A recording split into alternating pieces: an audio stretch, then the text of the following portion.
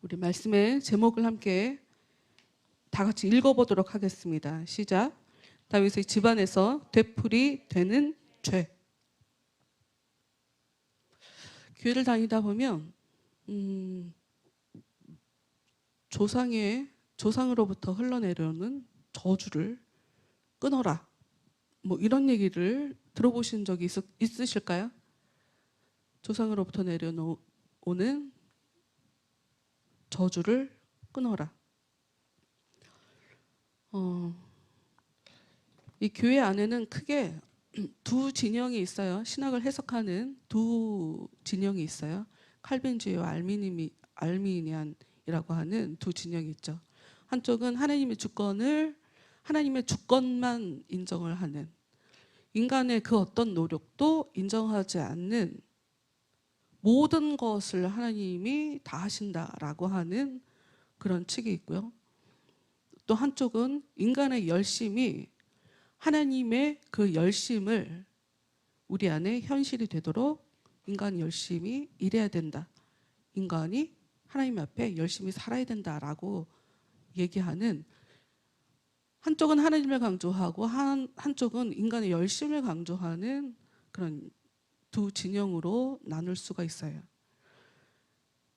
한쪽은 하나님을 믿는 순간 그 어떤 죄도 역사할 수 없다, 가문에 무슨 죄가 흐르냐, 말도 안 되지 라고 얘기를 하지만, 한쪽은 무슨 말이냐, 가문에는 각 가정마다 해당되는 그 죄의 저주가 흐른다 라고 가르쳐요. 뭐가 기독교적일까요? 오늘 말씀에 같이 나누게 될 이 다윗의 얘기를 보면, 다윗의 이야기는 우리에게 무엇을 가르쳐 주냐? 하나님께서 다윗의 죄를 용서해 주셨지만 그 죄값을 계속 그 자녀들이, 그 집안에서 계속 치르게 되는 일이 벌어져요. 우리는 우리의 죄를 하나님께서 용서해 주신다, 하나님 저를 용서해 주세요, 저를 구원해 주세요 라고 얘기할 때 내 모든 것이 다 회개하면 정리가 되는 것으로 생각이 들지만, 여러분, 인간의 죄는 한순간에, 짧은 순간에 순간적으로 우리 안에서 사라지지 않습니다. 굉장히 오랜 시간이 걸려요. 조금씩 바뀌어요. 여러분, 하나님이 우리에게 내가 너의 죄를 사하여 주겠다 라고 얘기를 하시나요? 아니면 하나님께서 은혜 주셔서 우리가 죄를 짓지 않도록 도와주시나요? 성경은 그 두 가지를 다 얘기하고 있어요. 정확한 한 가지, 우리가 하나님 앞에 우리의 죄 문제가 해결이 됐다면, 우리는 더 이상 그 죄에 대해서 쳐다보지도 않고 관심도 없고 하나님을 바라보며 깨끗하게 단정하게 삶을 살게 된다는 거예요. 이게 성경에서 얘기하는 복음의 진리죠. 저는 교회를 다니니 하나님, 저는 죄의 용서를 받고 싶으니 저를 용서해 주십시오 이렇게 얘기하고, 잘못했습니다 하고 얘기하고 계속 죄를 짓는 것은 아직 하나님을 잘 모르는 거예요. 예수님을 내 안에 주인으로 모셔드리지 않고 있다는 거예요. 내 안에 실제적으로 주님께서 역사해 주실 때는 어떤 일이 벌어지냐면, 더 이상 또 그 더러운 죄를 짓고 싶지 않다. 하나님은 그 죄에 대해서, 인간이 짓는 그 죄에 대해서 홍수를 통해서 온 지구에 살아있는 것을 다 죽이고 싶어 할 만큼 인간의 죄에 대해서 진노하시는 하나님이기 때문에, 내가 하나님이 싫어하는 그 죄를, 내가 하나님을 사랑하기 때문에, 예수님이 너무 감사하기 때문에 더 이상 내가 그 죄를 짓고 싶지 않다라고 하는 생각이 자연스럽게 들게 돼요. 이게 예수님이 우리 안에서 역사하고 있다는 뜻이에요. 좀 전에 우리가 찬양을 할 때, 난 지극히 작은 자 죄인 중에 괴수, 살아도 주를 위해 죽어도 주를 위해. 교회의 목적은, 기독교의 목적은 자신의 욕망을 이루며 살아가는 사람이 아니라 하나님의 뜻을 위해, 살아도 주를 위해 죽어도 주를 위해 사는 사람들을 만들어내는 것이 교회의 존재 목적이에요. 그래서 여러분, 하나님은 여러분을 그런 사람으로 만들어 갈 거예요. 시간은 오래 걸릴지라도, 지금 당장 눈에 보이지 않을지라도. 어떻게? 사람의 매, 인생의 채찍, 막대기를 통해서 계속 변해가게 할 거예요. 어떻게 해서라도.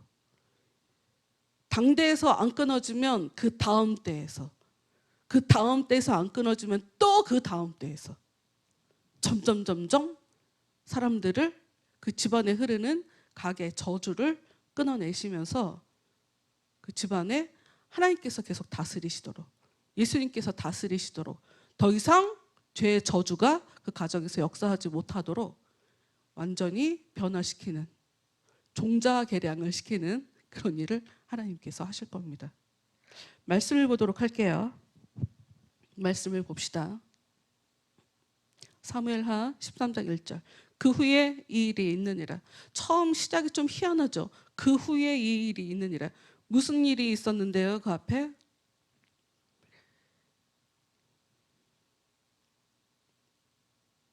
다윗이 죄를 지었죠. 뒤처리를 깔끔하게 했죠. 조용히 넘어갈 줄 알았죠.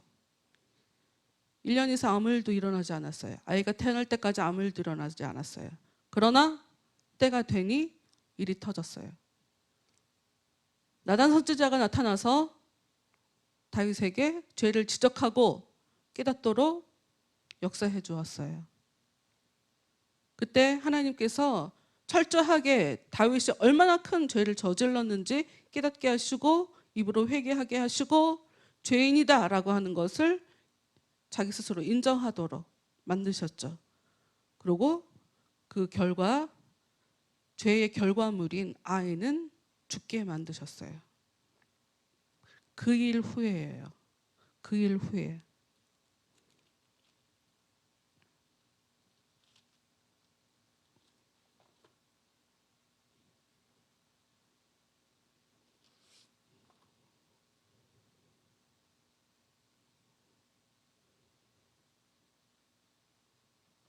보겠습니다.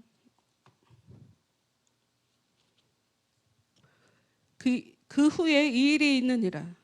다윗의 아들 압살롬에게 아름다운 누이가 있으니 이름은 다말이라. 다윗의 다른 아들 암논이 그를 사랑하나. 암논이라고 하는 사람은 다윗의 여러 아들 중에 첫째 아들이에요. 여러 왕자 중에 차기 왕으로서의 왕위 계열, 계승 1순위 첫째 아들이 암논이죠. 암논이 있었고요. 또 엄마가 다른 압살롬이라고 하는 아들이 있었어요. 압살롬의 동생 다말이라고 하는 여자아이가 있었고요. 근데 무슨 일이 벌어지냐? 다윗의 다른 아들 암논이 다말을 사랑해요. 이복 동생, 어머니가 다른, 아버지는 똑같이 다윗인데 이복 동생인 다말을 암논이 사랑하게 되었어요. 그런데 2절, 그는 처녀이므로 어찌할 수 없는 줄을 알고 암논이 그의 누이 다말 때문에 울화로 말미암아 병이 되니라. 여동생인데 율법에 의하면 친족 간에는 결혼을 할 수가 없어요. 하나님의 율법 자체가 근친을 금지를 하고 있어요. 그래서 결혼할 수가 없었죠. 그래서 암논은 화가 났어요. 속상해서 병이 났어요.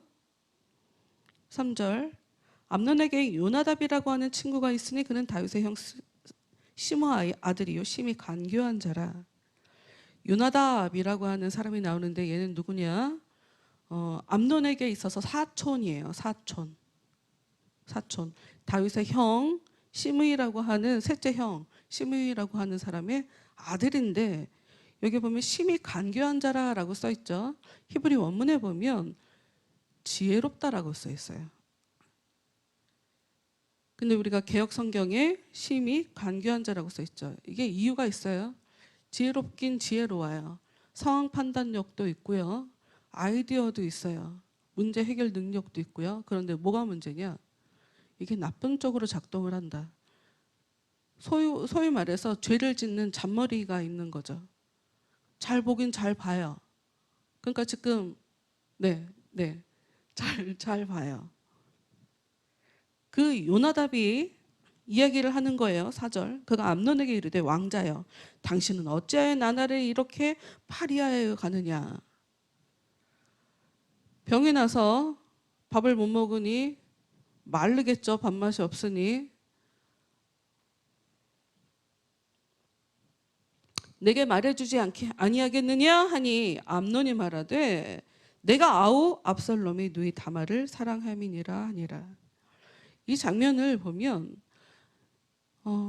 앞으로도 나오게 되겠지만 다윗의 세 아들이 전부 다 아버지처럼 아버지와 같은 동일한 죄를 짓고 동일한 결과로 갑니다.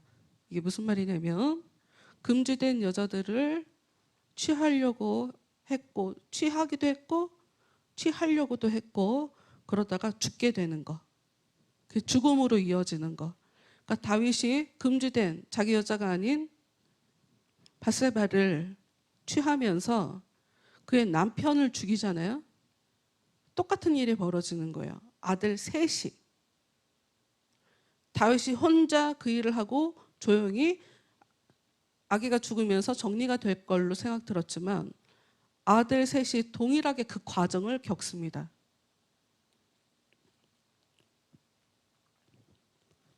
5절. 요나답이 그에게 이르되 간교한 요나답은 아이디어를 줍니다. 침상에 누워 병든 채 하다가 네 아버지가 너를 보러 오거든 너는 그에게 말하기를 원하건대 내 누이 다말이 와서 내게 떡을 먹이되 내가 보는 데서 떡을 차려 그의 손으로 먹여 주게 하옵소서 하라 하니. 아이디어를 줘요. 밥을 못 먹으니까 이제 굶고 말라가고 그러고 있으니까 동생이 그러니까 그 당시에 요 당시의 사회는 음식을 해서 누구를 대접을 한다. 그러니까 저 사람이 음식을 굉장히 잘한대. 그래서 초대를 받아갖고 음식을 한다. 이걸 굉장히 좀 그 영광스러운 자랑스러운 일이라고 생각을 할 때예요. 그렇잖아요. 음식을 잘한다는 건 상당히 어려운 일인 것 같아요. 그러니까 음식을 잘한다는 게 굉장히 칭찬받고 자랑할 만한 일이기 때문에 이제 그렇게 다말 입장에서도 내가 음식을 해갖고 먹여서 아픈 오빠가 먹지도 못하는 오빠가 먹게 된다니 이렇게 좋게 생각을 하고 충분히 올 수 있는 그런 상황이거든요. 아버지도 충분히 허락할 수 있는 상황이죠. 그러나 이것이 모두 다 악한 계획인 거죠. 6절. 암논이 곧 누워 병든 채 하다가 왕이 와서 그를 볼 때에 암논이 왕께 아뢰되 원하건대 내 누이 다말이 와서 내가 보는 데에서 과자 2개를 만들어 그의 손으로 내게 먹여 주게 하옵소서. 다윗의 안타까운 점이 이 부분이에요. 뒷부분에도 또 반복적으로 나오는데 죄를 짓는데 다윗은 자기도 모르게 쓰임 받아요. 눈치를 채고 뭐지?를 생각을 했어야 되는데 다윗이 2번이나 요 아들들이 죄를 짓는데 쓰임을 받습니다. 이게 굉장히 안타까운 점인 것 같아요. 7절 말씀. 다윗의 사람을 그의 집으로 보내 다말에게 이르되 이제 내 오라버니 암논의 집으로 가서 그를 위하여 음식을 차리라. 아버지는 아무것도 모르고 동생 자기 딸 다말에게 분부를 시켜요. 8절. 다말이 그 오라버니 암논의 집에 이름에 그가 누웠더라. 다말이 밀가루를 가지고 반죽하여 그가 보는 데서 과자를 만들고 그 과자를 굽고. 여기 보면 8절에도 본다라는 이야기가 나오고 6절에도 본다라는 이야기가 나와요. 이게 내가 보는 데서 이게 어떤 의미냐면 암논 입장에서는 자기가 갖고 있는 그 동생을 향한 그 욕망을 보는 것으로 먼저 충족을 하는 거예요. 그러면서 그게 범죄로 나아가는 거죠. 이게 누구의 모습이냐? 이 다윗의 모습이죠. 다윗이 목욕하는 여자를 보면서 죄를 짓게 되거든요. 근데 이게 또 누구의 모습이냐? 하와의 모습이죠. 하와가 선악을 알게 하는 나무 열매를 하나님께서 금지를 시켰는데도 불구하고 보면서 그거를 먹고 싶다라는 생각이 들고 먹게 되는 것처럼 이 눈이라는 거 굉장히 중요하거든요. 무엇을 보느냐. 심지어 암논 입장에서는 요나답 이야기를 들으면서 죄를 짓게 되는데 이게 왜 중요하냐면 솔로몬의 이 가문이 보면 들으면 안 되는 소리를 들으면서 나라가 찢어지고, 그러니까 누구랑 가까이 지내느냐, 누구의 소리를 듣느냐, 이게 굉장히 중요해요. 왜냐하면 하나님께서 인간을 창조하실 때 창세기 1장, 2장을 보면 하나님은 이 피조 세계를 하나님의 말씀으로 창조를 하세요. 이게 무슨 얘기냐면 피조물들은 하나님의 말씀을 듣고 그 말씀에 순종하여 살도록 만들어낸 존재예요. 죄인의 소리를 듣고 움직이는, 죄인의 소리를 듣고 같이 죄를 짓는 존재가 아니라 하나님의 음성을 듣고 하나님께 순종해서 사는 존재로 만들어졌단 말이에요. 근데 첫 번째 그 하와가 뱀의 소리를 듣고 열매를 바라보니까 먹고 싶다 이렇게 이런 일이 벌어졌거든요. 그래서 이게 본다는 얘기를 반복적으로 얘기하면서 이 암논이 첫사람의 그 안목의 정욕이라고 성경에 써 있기도 하는데 이 보는 것 때문에 더 죄로 이어지더라. 아버지처럼 똑같은 죄를 짓더라. 이런 얘기를 좀 강조해서 얘기를 하고 싶은 거죠. 9절. 그 냄비를 가져다가 그 앞에 쏟아 놓아도 암논이 먹기를 거절하고 암논이 이르되 모든 사람을 내게서 나가게 하라 하니 다 그를 떠나 나가니라. 음식을 갖다 줬는데 자기가 직접 먹는 게 아니라 동생한테 자기가 먹여 달라고 수작을 부려야 되니까 사람들을 다 물려요. 이제 계획을 하는 거죠. 10절. 암논이 다말에게 이르되 음식물을 가지고 침실로 들어오라. 내가 내 손에서 먹으리라 하니 다말이 자기가 만든 과자를 가지고 침실에 들어가 그의 오라버니 암논에게 이르러 그에게 먹이려고 가까이 가지고 갈 때에 암논이 그를 붙잡고 그에게 이르되 나의 누이야 와서 나와 동침하자 하는지라. 누이야라고 불러요. 여동생 얘기를 볼까요? 12절.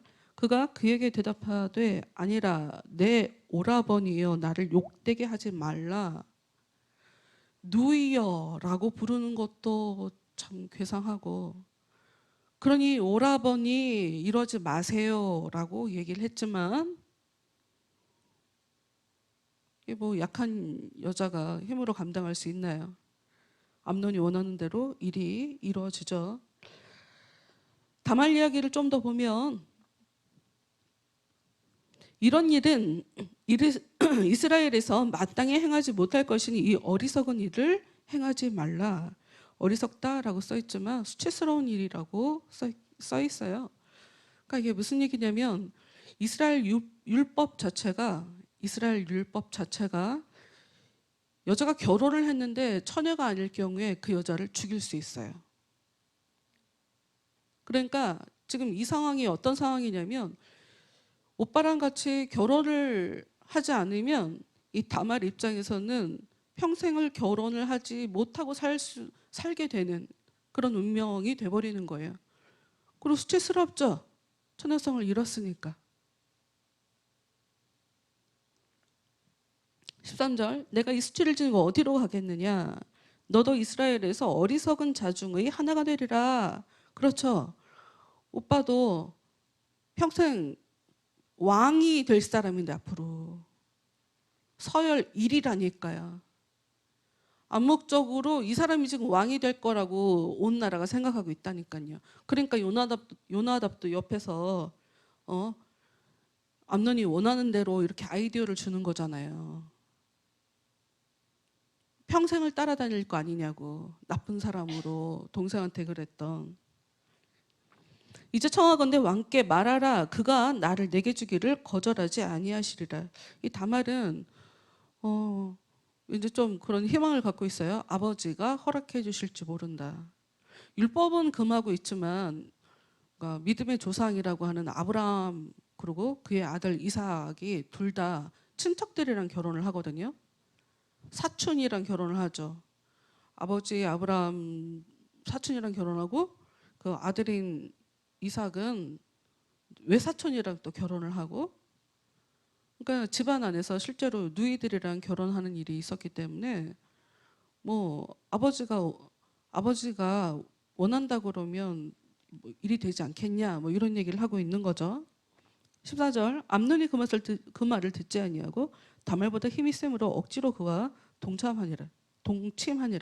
여러분 성경을 보면 세세히 보지 않는 분들은 뭐 이런 얘기가 써 있나 이런 생각이 드시지 않으세요? 어머 어떻게 성폭행 얘기가 써 있어. 당황스럽다 이런 생각 드시지 않아요? 여러분 우리가 정확하게 알아야 될 게 있어요. 여러분 우리가 짓는 죄는 우리 안에 그냥 있어요.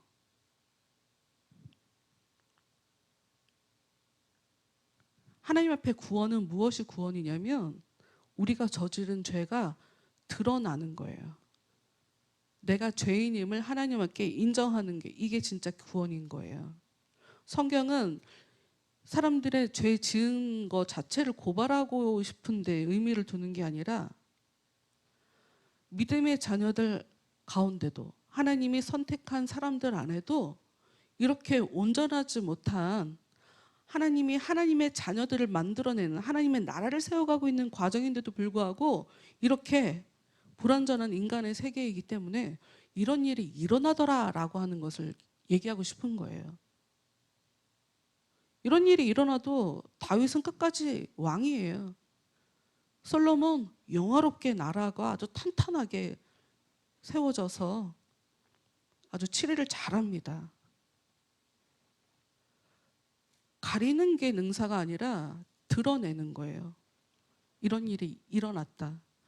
다만 성경이 우리한테 가르쳐주고 싶으신 건 하나님이 진노하셔서 우리의 삶에 대갚아 주시기 전에 각자 너희들이 갖고 있는 죄의 문제들을 하나님께 빨리 고백하고 회개하고 돌이켜라 이거를 얘기하고 싶으신 거예요. 봅시다. 15절. 그리고 그리하고 암논이 그를 심히 미워하니 동침하기 전까지는 병이 날 정도로 좋아했죠. 그런데 정작 동침한 이후에 더 미워하게 됐어요. 이것을 보니 진짜 사랑이 아니었던 걸로 보여요. 존중이 없잖아요. 배려가 없잖아요. 사랑이 아니었던 걸로 보여요. 더 미워했다라고 하는 것은. 어쩌면 이런 것 같아요. 어머니가 여럿이 있으니 아무래도 서로 경쟁을 할 수가 있죠. 아들들끼리. 그리고 이 아들 압살롬이 죽을 때 보면 그의 외모가 굉장히 훌륭했다고 성경이 얘기를 하거든요. 이건 이유가 있는 것이 이 압살롬의 엄마가 공주예요. 공주. 근데 이제 여러분 공주는 확률적으로 이쁠 수밖에 없어요. 일본이랑 좀 달라. 일본은 근친을 계속 이 사람들이 좀 많이 해서 근친을 하면 더 못생겨지거든요. 보통의 일반적인 나라의 공주 왕비들은 왕이 예쁜 여자를 고르지 못생긴 여자를 고를 리가 확률이 좀 낮다. 그래서 외모가 좀 있어서 아무래도 다말도 오빠처럼 외모가 좀 출중하지 않았었던가 하는 생각. 그래서 그러니까 암논 입장에서는 압살롬을 좀 짓밟아주고 암논을 좀 짓밟아주면서 이렇게 좀 우월감을 느끼고 싶은 내가 1위야. 왜냐하면 백성들이 압살롬을 나중에 보면 굉장히 따라주는 그런 모습이 나오거든요. 그래서 좀 우월감을 느끼고 싶어서 그렇게 짓밟아 주려고 했던 게 아닌가라고 하는 근데 성경학자들이 이제 그렇게 얘기를 좀 하죠. 어찌됐건 사랑이 아니었던 건 확실한 것 같아요. 그냥 순간적인 그 욕정에 이끌려서 그랬다가 정작 그 자기가 원하는 것을 이루고 나니까 더 미워지는. 여러분, 하나님이 죄인을 심판하실 때요, 하나님께서 갑자기 나타나셔갖고 너는 죄인이니까 내가 너에게 벌을 주겠다, 이런 식으로 일어날 것 같죠? 보통 우리가 그 생각을 하죠. 여러분, 하나님은 우리를 어떻게 심판하시냐면, 죄인들은 죄인다운 결정을 하게 돼 있어요. 죄인다운 선택이라는 걸 하게 돼 있어요. 죄인들은 어쩔 수 없는 죄인에 걸맞는 행동을 하게 돼 있어요. 그 시스템을 하나님께서 이용하세요. 나쁜 애들은 나쁜 선택을 할 수밖에 없어요. 죄를 지을 수밖에 없어요. 망할 수밖에 없어요. 자꾸 반복적으로 죄를 지을 수밖에 없어요. 여러분, 성령의 사역은, 성령의 역사는 어떤 것이 성령의 역사냐면, 하나님이 우리와 함께 해주셔서, 다시 한번 얘기했지만 여러분, 하나님 앞에 모든 사람은 똑같이 다 죄인이에요. 죄인이 아닌 사람이 없어요. 하나님이 함께 해주신다고 해서 그 사람이 엄청 갑자기 훌륭해지고 거룩해지고 이러는 것이 아니에요. 여러분, 다윗이 하나님을 그렇게 의지했는데도 불구하고 죄를 짓잖아요. 성령의 사역은 우리에게 찾아와서 우리가 죄를 지을 때 내가 죄를 향한 경향성을 갖고 있는 그 마음을 눌러주는 걸 하는 게 성령이에요. 하나님의 은혜는 우리의 마음을 직접적으로 눌러주지 않으면 어떻게도 일을 하시냐면, 환경 속에서 일을 버려서라도 그 선택을 하지 못하도록 만들어버리는 게 하나님의 역사예요. 선택하게 하는 거예요. 마음에 양심이 있어서 내가 어찌됐건 얘와 잠자리를 했으니 아버지한테 얘기해서 이제라도 내가 결혼시켜달라고 해야지, 이런 생각을 할 수가 없다고요. 악한 것이 역사하도록 하나님께 내버려 두는 거예요. 그런 선택을 하도록 그냥 내버려 두는 거라고요. 그래서 예수님이, 성령이 우리와 함께 하는 게 이게 복인 거예요. 하나님이 우리와 함께 해주실 때 딱히 뭐 대단한 거 없어요. 더 힘들어, 부담스러워. 전에는 그냥 맘 편하게 그냥 내가 하고 싶은 대로 살았는데, 그분이 함께 하면서 이것도 신경 쓰이고 저것도 신경 쓰이고, 이것도 하면 안 될 것 같고 저것도 하면 안 될 것 같고, 오히려 이렇게 불편하고 어려움이 더 발생을 하거든요. 그러나 그럼에도 불구하고 그것이 내게 더 좋은 거라는 것을 본능적으로 알아요. 하나님이 우리와 함께 해주셔서 우리의 죄를 눌러주는 것, 이게 바로 성령의 역사다. 하나님이 죄인을 다루실 때는 어떻게 하시냐? 벌을 주실 때, 심판을 줄 때는 어떻게 하시냐? 그 눌러주시는 것, 그걸 안 하시면 그냥 자동으로 죄 짓게 되고 심판으로 이어지게 되는 거예요. 16절, 다말이 그에게 이르되 옳지 아니하다. 나를 쫓아내는 이 큰 악은 아까 내게 행한 그 악보다 더하다 하되 암논이 그를 듣지 아니하고. 그렇죠. 나중에라도 그러니까 결혼하기 전에 아무 일 없이 처녀였던 흔적을 사람들한테 보일 수 있는 그런 예식을 치렀으면 좋은데, 율법에는 그렇게 치르게 되니까요. 근데 그게 안 됐으면 나중에라도 결혼해야지, 이게 옳은 거니까. 오빠가 지금 나를 강간한 것보다 지금 나를 이렇게 막대하는 게 이게 더 나쁜 것이다 라고 다말이 얘기해요. 그러나 오빠야, 귀에는 안 들려요. 암논 귀에는. 이 정도면 여러분, 사사기에도 나오고요, 사무엘상에도 나오고 사무엘하 맨 뒷부분에도 나오거든요. 뭐가 나오냐면, 하나님은 악한 영들을 부리세요. 악한 영들이 역사하도록 만들어 버려요. 하나님이 이제 사무엘하 맨 마지막엔 어떤 모습도 나오냐면 다윗이 하나님 앞에 심판받을 것을 답을 먼저 내려놓아요. 하나님이. 그리고 나서 악한 영을 역사하게 만들어서 다윗의 마음을 충동을 시켜서 죄를 짓게 만들어버리는 그런 역사도 사무엘하 맨 마지막에 나오거든요. 이 정도로 역사한다는 것은 하나님이 암논에게 적극적으로 악한 것이 역사하도록 그냥 내버렸다라고 하는 것으로 볼 수 있어요. 17절. 그가 부리는 종을 불러 이르되 이 계집을 내게서 이제 내보내고 곧 문빗장을 지르라 하니. 못됐어요. 이제 계집이라고 불러요. 누이도 아니야, 여동생도 아니야, 다말도 아니야, 계집. 18절. 암논의 하인이 그를 끌어내고 곧 문빗장을 지르니라. 다말이 채색 옷을 입었으니 출가하지 아니한 공주는 이런 옷으로 단장하는 법이라. 다말이 죄를 자기의 머리에 덮어쓰고 그의 채색 옷을 찢고 손을 머리 위에 얹고 가서 크게 울부짖으니라. 머리에다 손을 올리고 우는 거, 이것은 고대 신화에도 이런 모습들이 동상 같은데, 판화 같은 데도 이런 것들이 나오거든요.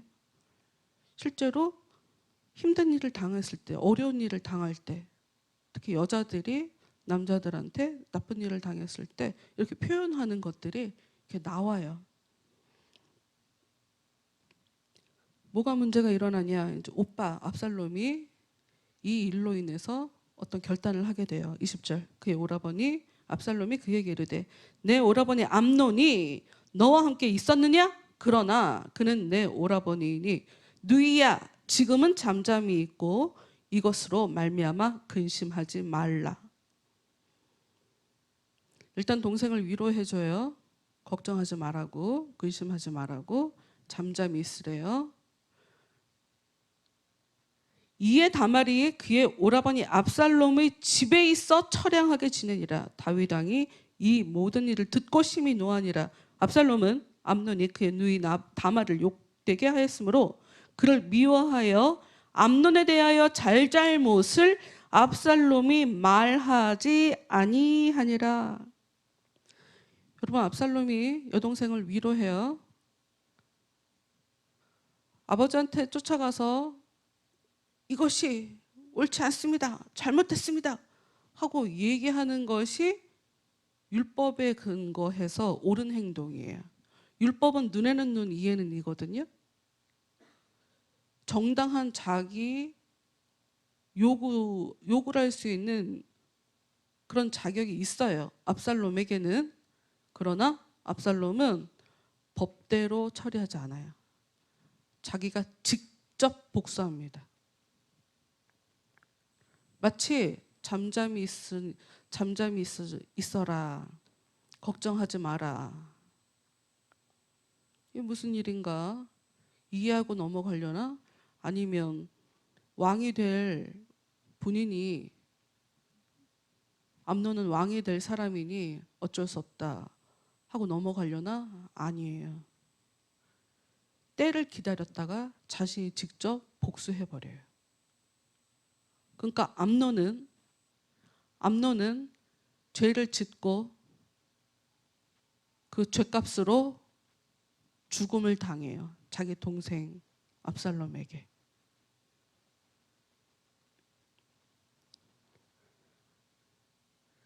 다윗이 지금 여기서 심히 노한다라고 써 있죠.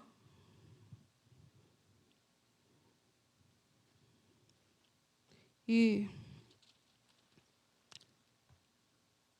뒷부분은 다음 주에 더 하는 것을 하고, 말씀을 먼저 하나 이야기하자면, 다윗은 이 일로 자기 아들들을 혼내지 않습니다. 암논도 혼내지 않고 압살롬도 혼내지 않아요. 이상하죠? 아버지가 아들들이 지금 잘못을 하는데 혼내지 않았어요. 왜 그랬을까요? 1차적으로 다윗은 지금 벌어진 일이 자기가 저질렀던 일과 똑같다는 걸 알아요. 자기가 그랬기 때문에 혼낼 수가 없어요. 그리고 또 하나, 70인요. 그리고 또 다른 사본들이 있어요. 워낙 오래된 책들이니까. 그런 책에는 뭐라고 써 있냐면, 암논은 맏아들이기 때문에 다윗이 그를 사랑하여 그 아들 암논의 마음에 걱정을 끼치지는 않았다. 이렇게 써 있거든요. 그러니까 다윗이 이 맏아들이 앞으로 왕이 되어야 되기 때문에 특별히 암논을 사랑해서 그를 혼내지 않았다. 그에게 걱정 끼치지 않으려고 혼내지 않았다. 이렇게 써 있어요. 지금 다윗은 정말 나쁜 아버지예요. 자기가 잘못해서 혼내지 못한 것도 있고 사랑하는 방법을 몰라요. 아들이 잘못했다는 것을 정확하게 이야기를 해줘야 되거든요. 그것을 하지 않았어요. 그러는 바람에 더 큰 비극적인 일이 벌어지는 거예요. 네, 나머지는 다음 주에 더 하도록 합시다. 여러분, 하나님이 다윗을 끔찍히 특별히 여겨주셨고, 다윗만큼 예수님의 삶을 많이 구현해낸 구약의 인물이 없다라고 여길 정도로 다윗은 예수님에 대해서 가장 자신의 삶 가운데 많이 보여준 구약의 인물로 일컬어지는 인물이에요. 그런데도 불구하고 그에게 갖고 있는 죄가 분명히 죄값을 치렀다고 생각을 했는데도 불구하고 때가 되니까 더 큰 일이, 자기 자식들이 하나도 아니라 셋이나 연결이 거기에 연루가 되어서 나중에 솔로몬이 정치를 할 때 보면 나라가 거의 망하는 수준이라고 봐야 되거든요. 반조각이 나고 하니까 그때도 보면 다 여자 문제예요. 글쎄, 남자에게 여자의 문제는 최고 약한 문제가 아닙니까? 뭐 이렇게 얘기할 수도 있겠어요. 그럼 다윗이랑 상관이 없다고 얘기를 하시려면 그거 여러분 해석이시고 사울 왕 같은 경우에는 그 여자 문제가 없었거든요. 근데 하나님께 그 중심이 흔들리지 않는 사울 왕도 여자 문제에 대해서는 단정함을 갖고 있었는데 하나님을 향해서 뜨거운 마음을 갖고 있었던 다윗이었는데 유일하게 죄를 저질렀던 것이 그 여자 문제였던 거죠. 근데 자식들을 통해서 하나님이 정말 처절하게 다윗이 얼마나 잘못을 했는지를 계속 그 인생에 계속 가르치고 계신다는 거. 하나님은 이런 식으로 사람의 죄에 대해서 계속 지적하시고 혼내시고 심판하시고 다 끝난 것 같았는데 또 일이 벌어지면서 자기를 계속 보게 하시는, 내가 얼마나 하나님 앞에 죄인인지를 보게 하시는 것이 하나님의 역사예요. 이런 힘든 일은 죽어서 알게 되는 게 아니라 살아있을 때 겪어야 돼요. 그게 구원이에요. 살아있을 때 나 자신의 덧없음, 나의 연약함, 나의 악함을 계속 확인해서 정말 겸손하게 하나님 앞에 온유한 마음을 가지고 살게 되어져야 그것이 바로 구원으로 제대로 가게 되는 길이다. 우리 찬양을 한 곡 하면서 여러분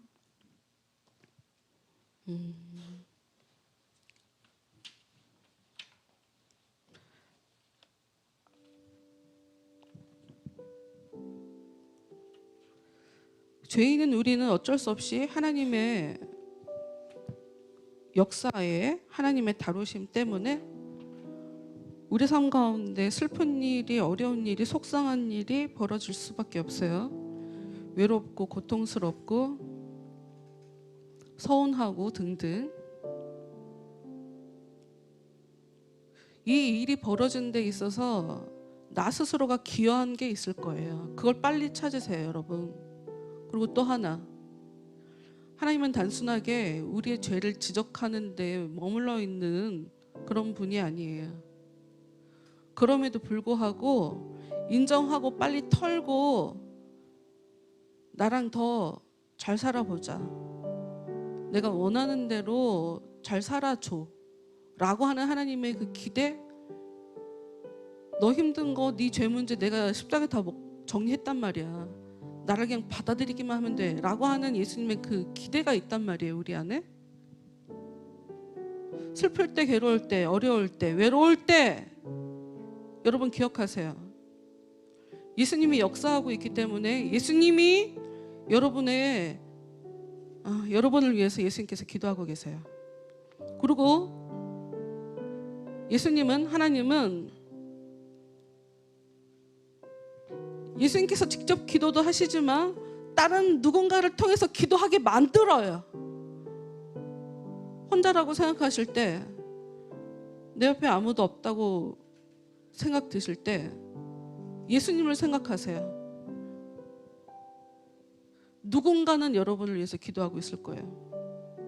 제가 장담할 수 있어요.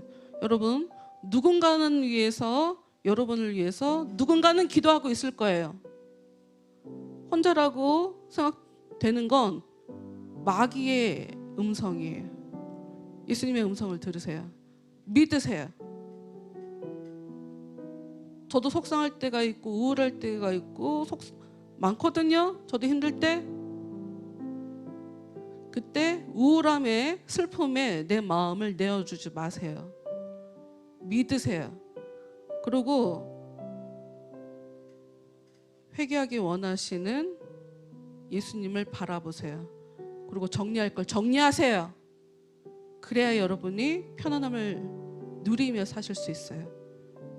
하나님이 주시는 안식을 누리며 살 수 있어요. 찬양합시다.